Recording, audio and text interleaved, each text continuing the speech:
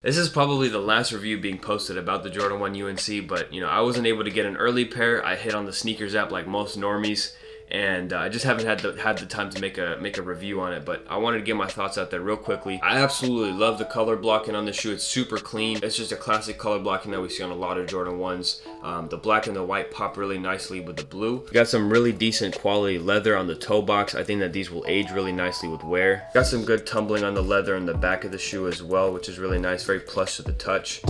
This leather, the white leather in the midsection, is a little bit stiffer, but I think that's pretty standard for Jordan 1s. You have the same blue color on the Nike Air on the tongue here. Blue bottoms as well. That's going to be pretty standard for any Jordan 1 you get. It's going to be the same color on the toe box and on the heel area as the one on the bottom.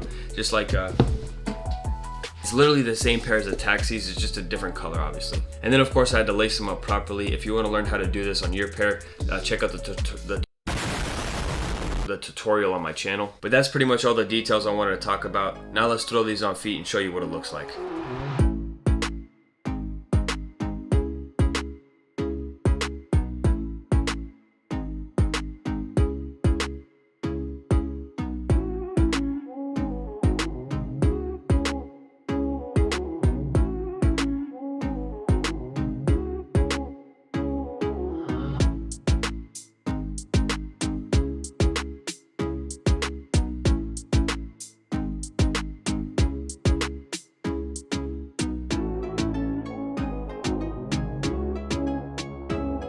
And that's going to wrap up my review on the Jordan 1 UNCs. Let me know in the comments if you guys were successful in copping these or if you even went for it at all. I'm curious to see how many people were successful.